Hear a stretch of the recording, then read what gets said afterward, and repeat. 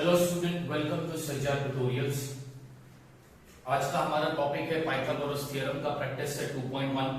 कल हमने practice set 2.1 के 6 क्वेश्चन किए थे। आज मैं प्रैक्टिस सेट 2.1 के सारे बचे कुछ क्वेश्चन कराने वाला हूं। तो प्रैक्टिस सेट 2.1 का क्वेश्चन नंबर 7 बोलता है कि ये ट्राइंगल है, इसमें एंगल DFE यानी angle F is equal to 90 degree. FG is perpendicular to ED, GD is equal to 8, FG is equal to 12. We need to find EG first. Then what we need to find? We need to find FD and at last we need to find EF. We need to find three things in this question. First EG. अब EG कैसा मिलेगा? ठीक है, ये triangle right angle triangle है। Right angle से लेकर hypotenuse तक परपेंडिकुलर लाइन भी है। तीसरा, परपेंडिकुलर लाइन का लेंथ भी है। चौथा, हाइपोटेन्यूज का एक पार्ट है, एक पार्ट फाइंड करना है। कौन सा थ्योरम काम आएगा? Theorem of geometric mean. तो अब यहां पे लिखा in triangle DFE angle DFE is equal to 90 degree. Question में दिया था इसलिए रीजन लिखा गिवन। आगे बोलता है segment FG is perpendicular to hypotenuse ED। कहां पर दिया? FG is perpendicular to hypotenuse ED। Question पे दिया इसलिए रीजन लिखा गिवन। कौन सा थ्योरम लगाएंगे? By theorem of geometric mean. क्या बोलता है थ्योरम? परपेंडिकुलर लाइन का स्क्वायर यानी FG square is equal to किसके इक्वल होगा? हाइपोटेन्यूज के दो पार्ट के प्रोडक्ट से। तो हाइपोटेन्यूज के दो पार्ट क्या हो गए? EG और GD, यानी EG मल्टीप्लाई बाय GD। उसके बाद मैंने FG की जगह उसकी वैल्यू डाल दी equal EG as it is लिखा, मल्टीप्लाई GD की जगह पर उसकी वैल्यू डाल दी 8। उसके बाद मैंने 12 का स्क्वायर निकाला, 144 is equal to EG multiply by 8। अब ये 8 मल्टीप्लाई में है, इसको 144 से डिवाइड कर दिया तो EG मेरे को कितना मिला? 80। पहली चीज फाइंड हो गई। सेकंड मेरे को क्या फाइंड करना है? FD। अब FD फाइंड करने के लिए मैं ये वाला ट्राइंगल ले रहा हूं। अब इस ट्राइंगल में, ये ट्राइंगल का नाम तुम दे दो DGF। ट्राइंगल DGF में एंगल G हो गया 90 degree given in the question. अब इस ट्राइंगल में, ऊपर वाले ट्राइंगल में कोई परपेंडिकुलर लाइन का जिक्र नहीं है, तो यहां पर कौन सा थ्योरम काम आएगा? एक ही थ्योरम काम आएगा, पाइथागोरस थ्योरम। तो यहां पे लिखता हूं in triangle DGF angle DGF is equal to 90 degree which is given in the question by Pythagoras theorem. Pythagoras theorem का फॉर्मूला क्या बोलता है? Hypotenuse square is equal to one side square plus other side square. तो hypotenuse क्या है? FD square is equal to GD square plus FG square. उसके बाद मैंने क्या किया? FD square as it is लिखा, GD स्क्वायर की जगह पर 8 स्क्वायर डाल दिया प्लस FG स्क्वायर की जगह पर 12 स्क्वायर डाल दिया, यानी उसकी वैल्यू डाल दी। फिर FD square as it is 8 का स्क्वायर 64 प्लस 12 का स्क्वायर 144। फिर FD square is equal to, दोनों को प्लस किया तो आ गया 208। मेरे को FD का वैल्यू चाहिए था, FD स्क्वायर नहीं। ये स्क्वायर हटाने के लिए मैं लूंगा square root on both the side, तो ये रूट और स्क्वायर कट जाएगा तो बचेगा FD इक्वल 208 का स्क्वायर रूट नहीं आता। जिसका स्क्वायर रूट नहीं आता उसके दो फैक्टर लो। तो यहां पर मैंने दो फैक्टर कौन से लिए हैं? 16 मल्टीप्लाई बाय 13, ये दो फैक्टर लिए। अभी इन दो फैक्टर में से 16 का स्क्वायर रूट क्या आता है? 4, तो वो लिख दिया 4। 13 का स्क्वायर रूट आता है क्या? नहीं आता, तो वो रूट में ही रहेगा, तो रूट 13, यानी FD मेरे को कितना मिला? 4 रूट 13। EG मिल गया, FD मिल गया। अब फाइंड करना है EF, ये फाइंड करना है। इसके लिए मैं ट्राइंगल लूंगा नीचे वाला, नीचे वाले ट्राइंगल का नाम देता हूं EGF। अब नीचे वाले ट्राइंगल में एंगल G 90 डिग्री का है, तो मैंने लिखा in triangle EGF angle EGF is equal to 90 degree. कहां पर दिया था? क्वेश्चन में, इसलिए लिखा गिवन। अब यहां पर भी कोई परपेंडिकुलर लाइन का जिक्र नहीं है नीचे वाले ट्राइंगल में, तो कौन सा थ्योरम काम आएगा? Pythagoras theorem. क्या बोलता है? हाइपोटेन्यूज स्क्वायर यानी EF square is equal to one side square EG square plus other side square FG square. उसके बाद मैंने EF square as it is लिखा, EG की जगह पर उसकी वैल्यू डाल दी, FG की जगह पर उसकी वैल्यू डाल दी। फिर आगे सब लेके गया तो EF square as it is लिखा, 18 का स्क्वायर निकाला 324 प्लस 12 का स्क्वायर निकाला 144। फिर EF square is equal to, दोनों को प्लस किया तो आ गया 468। हमको EF चाहिए, EF का स्क्वायर नहीं, तो ये स्क्वायर हटाने के लिए क्या लेंगे, स्क्वायर रूट। तो रूट और स्क्वायर लिया तो EF रूट और स्क्वायर कट गया तो बचा EF। अब 468 का स्क्वायर रूट नहीं आता, तो अब यहां पर भी क्या करेंगे, उसके दो फैक्टर लेंगे। अब वो दो फैक्टर कौन से हैं, ये रहे। अब इन दो फैक्टर में से 36 का स्क्वायर रूट आता है, 36 का स्क्वायर रूट क्या आ गया, 6। 13 का स्क्वायर रूट नहीं आता तो उसको रूट में लिख दिया, यानी EF कितना मिला, 6 रूट 13। यानी क्वेश्चन नंबर 7 में EG मेरे को मिला थियरम ऑफ ज्योमेट्रिक मीन से, FD और EF मेरे को मिला पाइथागोरस थ्योरम से। इस तरह करना था क्वेश्चन नंबर 7 सॉल्व। अब आगे बढ़ते हैं क्वेश्चन नंबर 8 पर। क्वेश्चन नंबर 8 बोलता है find the diagonal of a rectangle. Rectangle का डायगोनल फाइंड करना है। whose length is 35 centimetre, rectangle की लेंथ दिया है 35 centimetre and breadth is 12 centimetre, और ब्रेथ दिया है 12 सेंटीमीटर।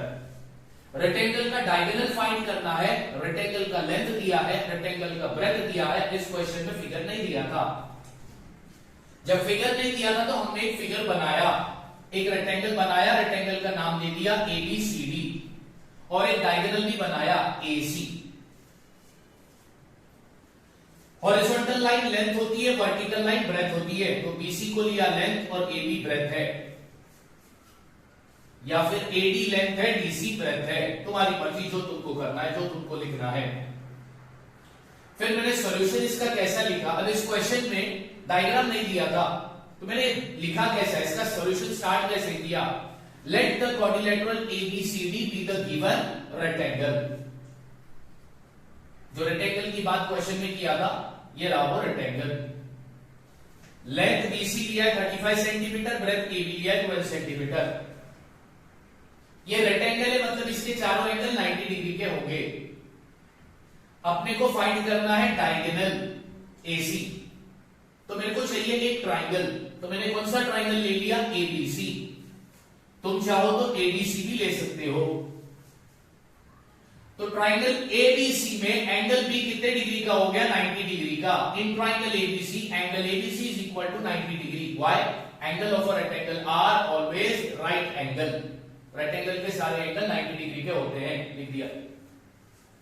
अब यहां पर कोई परपेंडिकुलर लाइन का जिक्र है, नहीं है, यानी ये सिर्फ राइट एंगल ट्राइंगल है। तो अगर सिर्फ राइट एंगल ट्राइंगल है, राइट एंगल के अंदर परपेंडिकुलर लाइन नहीं है, तो कौन सा थ्योरम काम आता है, पाइथागोरस थ्योरम। तो अब यहां पर कौन सा थ्योरम काम आएगा, पाइथागोरस थ्योरम।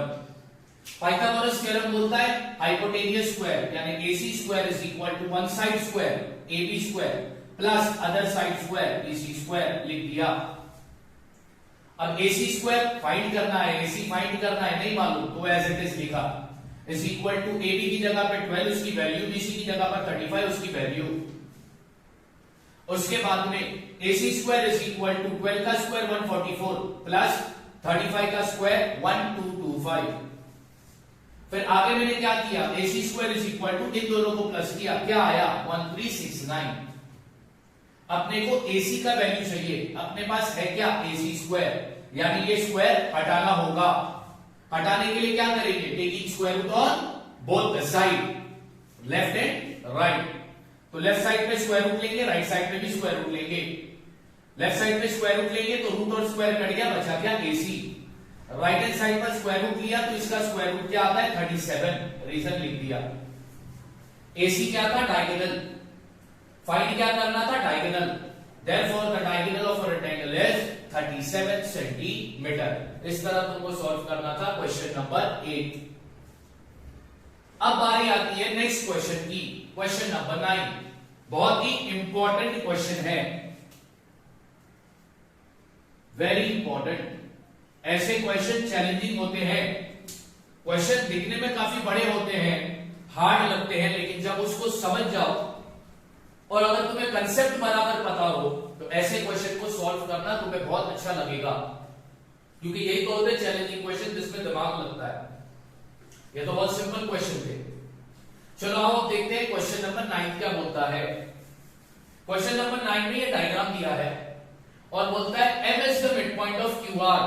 क्यू आर का मिड पॉइंट है एम। मिड पॉइंट क्या करता है, सेगमेंट के दो इक्वल पार्ट करता है, इसलिए यहां पर सेम साइन है आर एम और क्यू एम पर सेम साइन है ना, क्यों, क्योंकि एम मिड पॉइंट है क्यू आर का, यानी क्यू आर के कितने पार्ट हो गए, दो पार्ट हो गए, एक आर एम और दूसरा एम क्यू, और वो दोनों पार्ट इक्वल होंगे।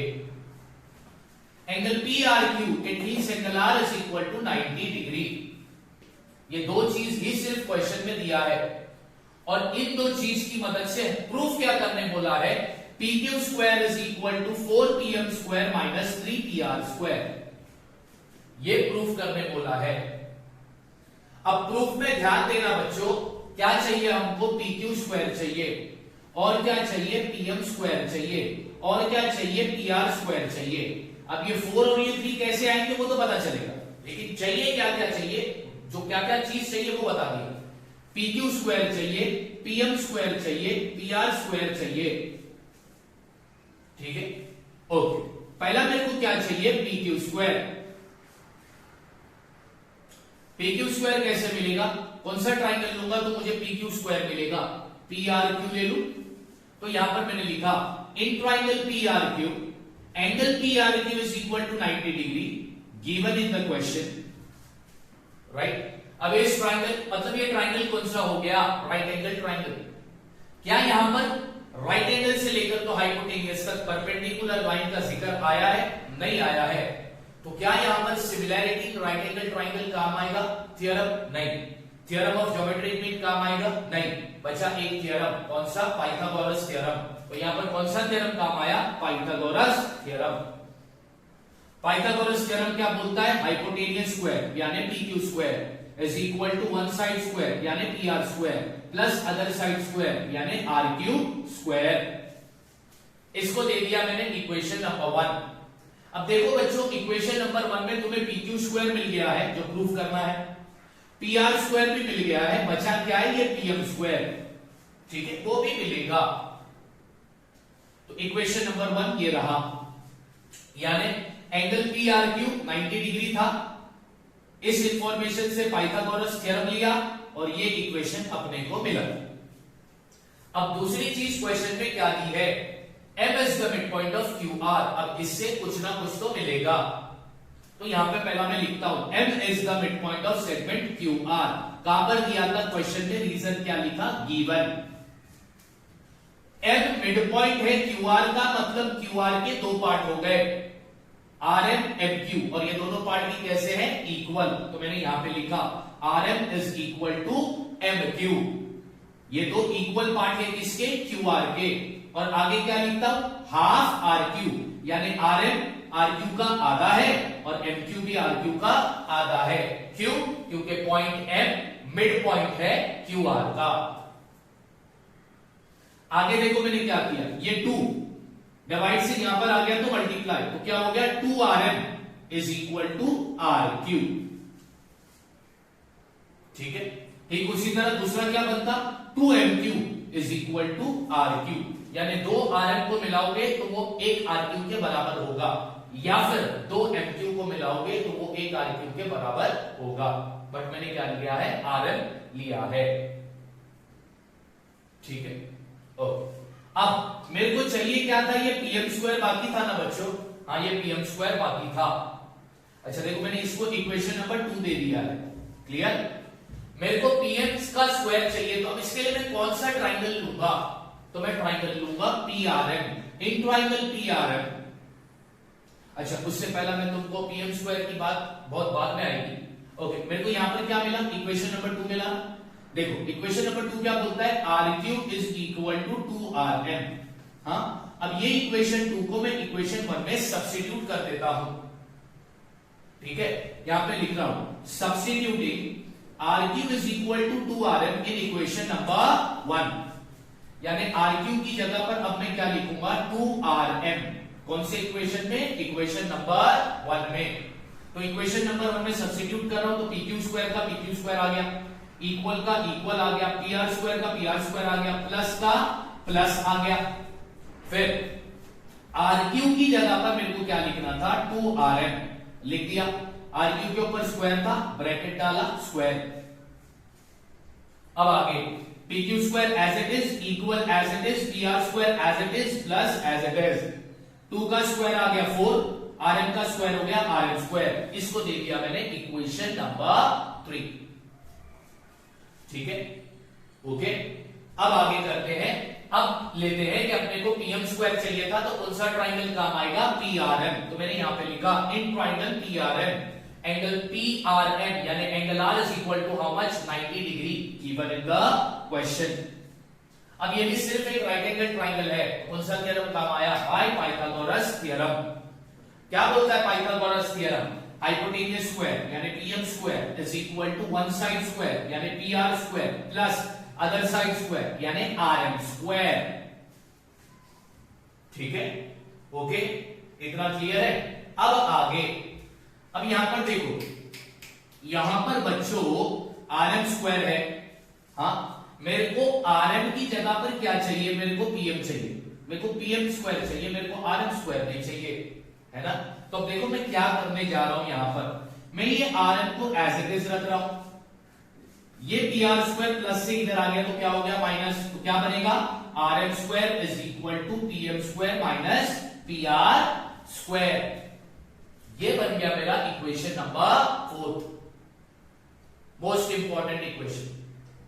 अब क्या करेंगे, आगे क्या करेंगे, अब हमारे पास किसकी वैल्यू आ गई, आर एम स्क्वायर की वैल्यू क्या आई, आर एम स्क्वायर की वैल्यू ये आ गई। अब देखो इक्वेशन नंबर 3 में आर एम स्क्वायर है ना, यस और नो, तो क्या करेंगे हम लोग, अब हम लोग ये आर एम स्क्वायर की वैल्यू को इक्वेशन नंबर 3 में सब्स्टिट्यूट करेंगे। वही यहां पर मैंने लिखा है, substituting R M square is equal to P M square minus P R square in equation number 3। अब इक्वेशन नंबर 3 में पी क्यू स्क्वायर है, पी क्यू स्क्वायर लिख दिया, इक्वल है, इक्वल लिख दिया, पी आर स्क्वायर है, पी आर स्क्वायर लिख दिया, प्लस है, प्लस लिख दिया, 4 है, 4 लिख दिया। आर एम स्क्वायर की जगह पर क्या लिखना है, P M square minus P R square लिख दिया और ब्रैकेट डाल दिया। अब आगे पी क्यू स्क्वायर का पी क्यू स्क्वायर, इक्वल का इक्वल, पी आर स्क्वायर का पी आर स्क्वायर, प्लस का प्लस। अब ब्रैकेट मतलब क्या होता है, मल्टीप्लाई, तो 4 into P M square 4 P M square, फिर plus into minus minus, 4 into P R square 4 P R square. अब फिर आगे पी क्यू स्क्वायर का पी क्यू स्क्वायर, इक्वल का इक्वल, अब ये पी आर स्क्वायर और ये 4 P R square like term हो गए ना, ये माइनस में है, ये प्लस में है, माइनस प्लस क्या होता है, माइनस प्लस माइनस होता है। तो 4 पी आर स्क्वायर में से एक पी आर स्क्वायर निकाल दो, कितना पी आर स्क्वायर बचेगा, 3 पी आर स्क्वायर बचेगा। बड़ा नंबर 4 है, उसकी साइन माइनस है, तो यहां पर साइन आ गई माइनस, ये बचा 4 पी एम स्क्वायर लिख दिया। क्या हो गया, P Q square is equal to 4 P M square minus 3 P R square. यही प्रूफ करना था तुमको, तुमने प्रूफ कर दिया, लिख दिया, hence proved.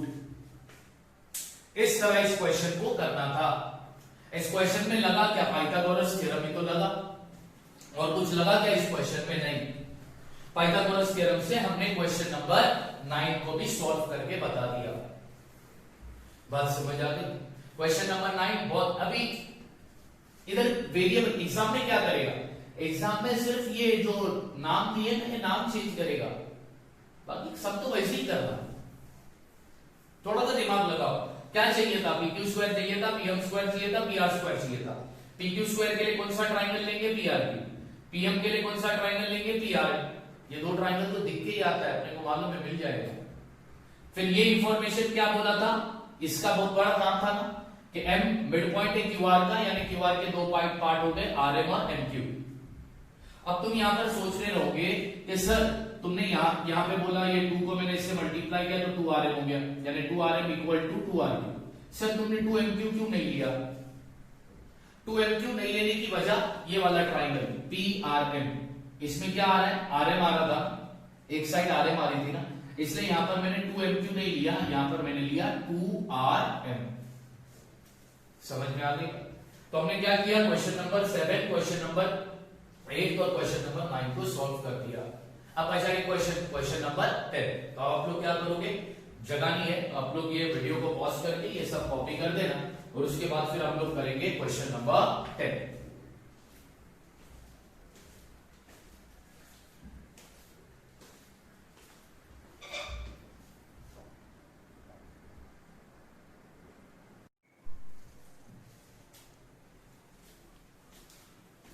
Alright student, practice set 2.1 का क्वेश्चन नंबर 10। ये क्वेश्चन मैंने यहां पर लिख दिया है। क्वेश्चन क्या बोलता है पहले वो समझो। Wall of the two building on either side of the street are parallel to each other. अब इस लाइन का मतलब क्या है? ये जो पहला सेंटेंस है इसका मतलब क्या है? Wall of the two building, दो बिल्डिंग की लाइन, दो बिल्डिंग की wall on either side of the street, जो रोड के opposite side, are parallel to each other, और वो दोनों वॉल एक दूसरे से कैसे हैं? पैरेलल है। यहां पर मैंने डायग्राम भी बनाया है नीचे। मान लो ये बीडी जो है वो रोड है, डीई और ये बीए या ईडी या और एबी, ये दो क्या है? बिल्डिंग के वॉल्स है जो रोड के इधर साइड है, यानी सेम साइड पे नहीं है, अपोजिट साइड पर है, आमने सामने है, parallel to each other. BD क्या है? रोड है, स्ट्रीट है। ईडी एक बिल्डिंग है, एक बिल्डिंग का वॉल है, एबी दूसरे बिल्डिंग का वॉल है, ठीक है। और ये रोड के सेम साइड नहीं है, आमने सामने है, पैरेलल टू ईच अदर। आगे क्वेश्चन क्या बोलता है? A ladder is 5.8 meter long is placed on the street. Ladder, बच्चों ladder का मतलब क्या होता है? सीढ़ी। रोड पर क्या रखी गई है? रोड पर एक सीढ़ी रखी गई है, और वो सीढ़ी का लेंथ बच्चों अपने को दिया है, वो सीढ़ी का लेंथ दिया है 5.8 मीटर। सीढ़ी का लेंथ कितना है? 5.8 मीटर, यानी हमारे पास सीढ़ी का लेंथ है, ठीक है। अब आगे क्वेश्चन क्या बोलता है? Such that it top just reaches the window of a building at the height of 4 metre. सीढ़ी का जो टॉप है वो एक बिल्डिंग के टॉप पर जाकर टच होता है। सीढ़ी का जो, अच्छा फिर से बताता हूं। Such that its top just reaches the window of a building at the height of 4 metre. सीढ़ी का टॉप एक बिल्डिंग के, सीढ़ी का टॉप बिल्डिंग के टॉप से टच करता है, और वो बिल्डिंग की हाइट कितनी है? 4 मीटर। अब मैं डायग्राम में बताता हूं। ईडी एक बिल्डिंग है, छोटी बिल्डिंग है, इसकी हाइट जो है वो है 4 मीटर। अब पॉइंट सी पर लेडर रखा है, लेडर ने बिल्डिंग के टॉप को टच किया, और इस बिल्डिंग की हाइट कितनी है? 4 मीटर। लेडर कितना मीटर लंबा है? 5.8 मीटर क्वेश्चन में दिया है, ठीक है। अब आगे ध्यान से सुनो, क्वेश्चन क्या बोलता है? On turning the ladder over to the other side of the street. पहला लेडर को तुमने छोटी बिल्डिंग की तरफ रखा था, अब लेडर को तुमने घुमाकर दूसरी बिल्डिंग की तरफ रख दिया, तो क्या हो रहा है? On turning the ladder over to the other side of the street, it tops touches the window of the other building at the height of 4.2 metre. जब ये लेडर को मैंने दूसरे बिल्डिंग की तरफ घुमाया, तो ये लेडर का टॉप भी दूसरे बिल्डिंग के टॉप से टच हो गया, और ये दूसरे बिल्डिंग की हाइट कितनी है? 4.2 मीटर। लेडर वही है, लेडर बदला नहीं है। लेडर का लेंथ कितना है? 5.8 मीटर। लेडर वही है, लेडर बदला नहीं है। अब क्या फाइंड करना है? What we need to find? Find the width of the street. ये स्ट्रीट का विड्थ, कि स्ट्रीट कितना चौड़ा है, यानी अपने को फाइंड करना है बीडी। क्या फाइंड करना है? बीडी। और एक इंपॉर्टेंट बात, कोई भी वॉल जब वो जमीन पे होता है ना, वॉल जमीन पे ही खड़ा होता है, तो वो वॉल जमीन से हमेशा परपेंडिकुलर होगा, ये बात याद रखना। वॉल ग्राउंड से स्ट्रीट बोल दो, ग्राउंड बोल दो, हमेशा कैसा होगा? परपेंडिकुलर होगा। क्लियर है? अब ये सब का सॉल्यूशन कैसे स्टार्ट करने का है वो देखो। तो सबसे पहला बताओ कि बीडी क्या है? Let BD represent width of the road. BD क्या है? रोड का विड्थ है या स्ट्रीट का विड्थ है, विड्थ ऑफ द स्ट्रीट। यहां पे स्ट्रीट लिखता हूं, ठीक है? डन। आगे उसके बाद ED represent first building, AB represent second building,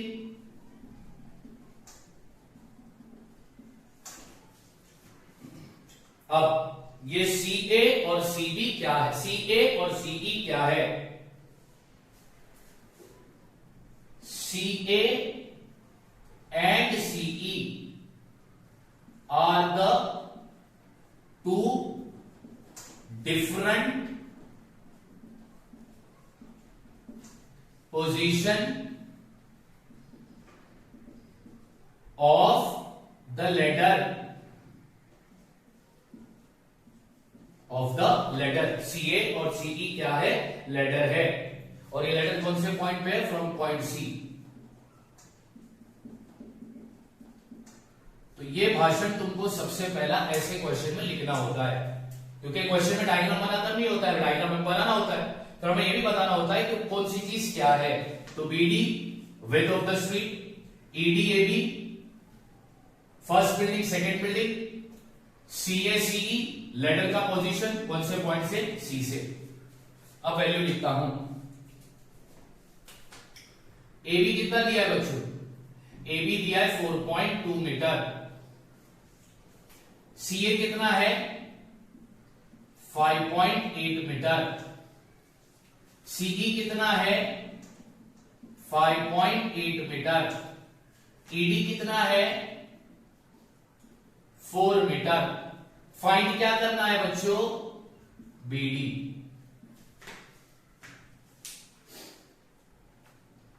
clear हो गया? हाँ। अब मेरे को एक बात बताओ, BD कैसा मिलेगा? BD मिलेगा BC प्लस CD। क्यों? पॉइंट BCD सेम लाइन पर है, वो कोलिनियर हो गए, तो ये कोलिनियर पॉइंट है। तो BD कैसा मिलेगा? BD मिलेगा BC प्लस CD करके। तो मेरे को पहला चाहिए BC, फिर मैं ढूंढूंगा CD, बाद में दोनों को प्लस कर दूंगा, तो मेरे को क्या मिल जाएगा? BD। अब एक बात बताओ, BC के लिए मैं कौन सा ट्राइंगल लूंगा? ABC। अब यहां पर लिखता हूं मैं, in triangle ABC angle ABC is equal to 90 degree. यहां पे लिखूंगा गिवन। मैंने हमेशा बताया था बिल्डिंग का बेस ग्राउंड से हमेशा क्या होता है? परपेंडिकुलर। अब यहां पर कोई ये कौन सा ट्राइंगल हो गया? राइट एंगल ट्राइंगल हो गया। क्या यहां पर परपेंडिकुलर लाइन आई है? नहीं। कौन सा थ्योरम लगाएंगे? Pythagoras theorem. तो यहां पे लिखता हूं बाय पाइथागोरस थ्योरम।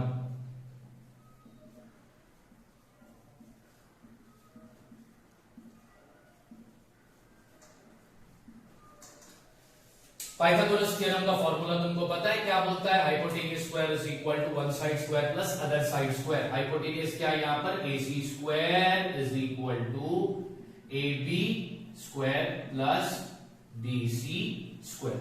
अब वैल्यू डाल दो। AC कितना है? 5.8 square is equal to AB क्या है? 4.2 स्क्वायर प्लस BC फाइंड करना। अब देखो बच्चों, इसको फाइंड करना है, तुमको फाइंड करना है, स्क्वायर निकालने तुमको आना चाहिए। अब 5.8 का स्क्वायर निकाल दो, निकालकर रेडी रखो। 5.8 का स्क्वायर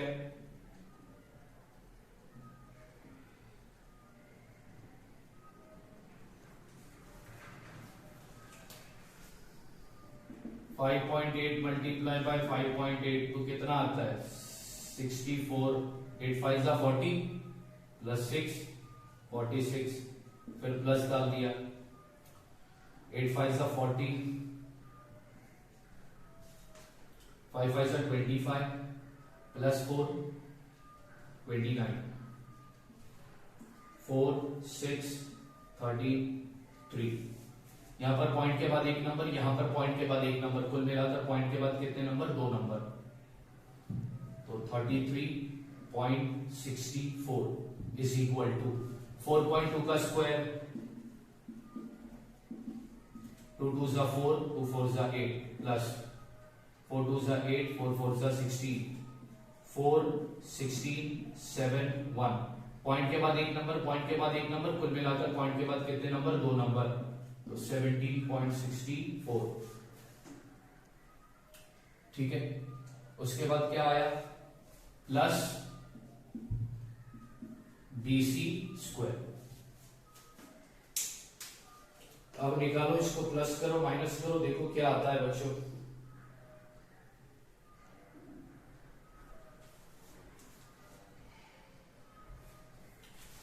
इसको मैं रब कर दूं यहां पर,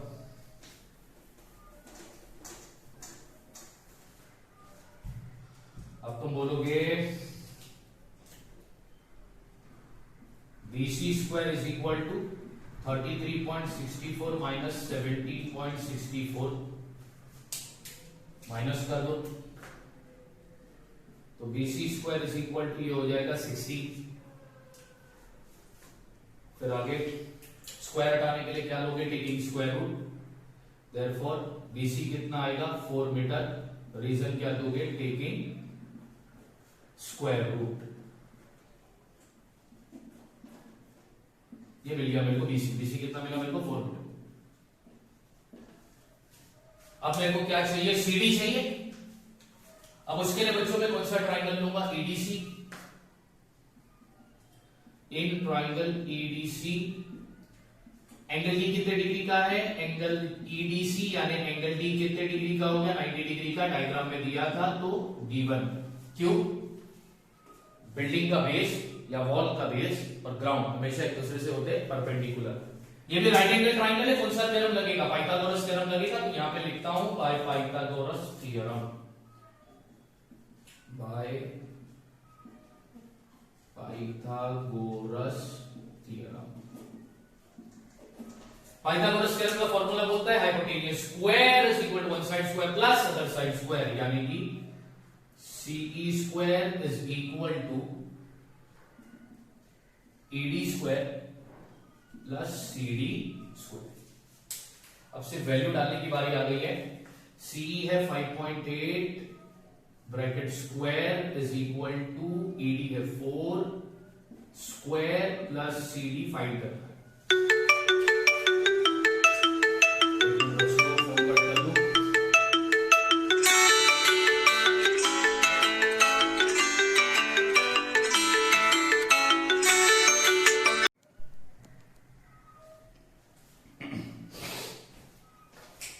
तो क्या था 5.8 का स्क्वायर अपन ने निकाला है ना, 5.8 का स्क्वायर क्या आया, ऊपर ही निकाला था 33.64 इज इक्वल टू 4 का स्क्वायर 60 प्लस CD स्क्वायर।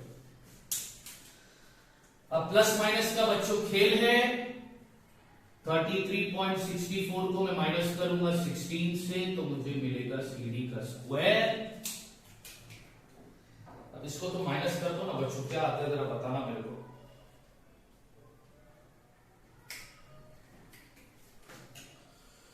अगर तुम माइनस करोगे तो शायद इधर मैं माइनस कर दूं 33.64 माइनस 60, तो ये 0.64 तो एज इट इज आ गया, ये 7,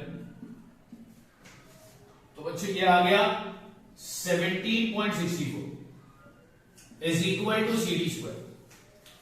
अब एक बात मेरे को बताओ बच्चों, स्क्वायर हटाने के लिए हम क्या लेंगे, स्क्वायर रूट, यस और नो। यहां पे लिखता हूं मैं, यहीं पे आगे कर देता हूं बच्चों सम में, ठीक है। तो यहां पे लिखता हूं therefore CD is equal to square root डाल दिया यहां पे लिखता हूं 17.64 और रीजन देता हूं टेकिंग स्क्वायर रूट।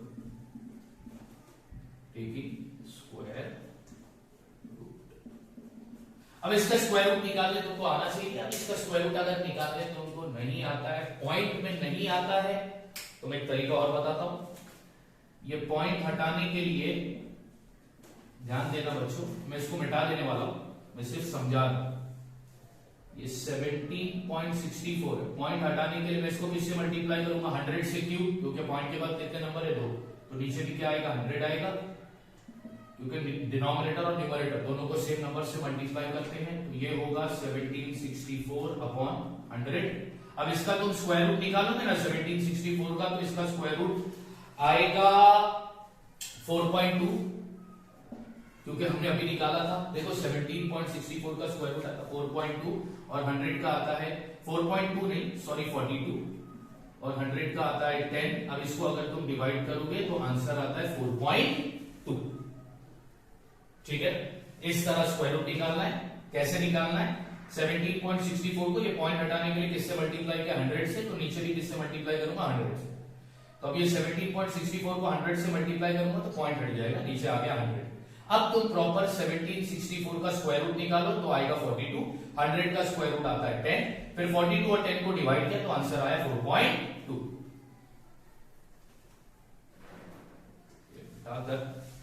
मैं यहां पर लिखता हूं therefore CD is equal to 4.2 metre, यानी CD मेरे को मिल गया 4.2 मीटर। चलो बाबा BD भी मिल जाएगा। अब BD कैसा मिलेगा? BD कैसा मिलेगा बताओ? अब तुम यहां पे लिखते हो BD is equal to BC plus CD। Reason क्या दोगे कि point B, point C, point D ये कोलिनियर है, तो वैल्यू डाल दो। Therefore BD is equal to 4 plus 4.2 is equal to BD is equal to 8.2 metre. ये हो गया तुम्हारा width of the road, width of the street। तो width of the street तुमको कितना मिला? 8.2 मीटर। इस तरह इस क्वेश्चन को तुमको सॉल्व करना था। ये है तुम्हारा क्वेश्चन नंबर 10। अब एग्जाम में अगर ऐसा क्वेश्चन आएगा तो अगर तुम लकी रहोगे तो नंबर यही रहेगा। अगर नंबर ये नहीं रहा, नंबर बदल भी गया तो दिक्कत तो नहीं है, डायग्राम यही बनाओगे, खाली नंबर चेंज करना और सबको सॉल्व करके बताना। बात समझ आ गई? ठीक है, तो हमने कंप्लीट कर दिया हमारा practice set 2.1। Thank you so much.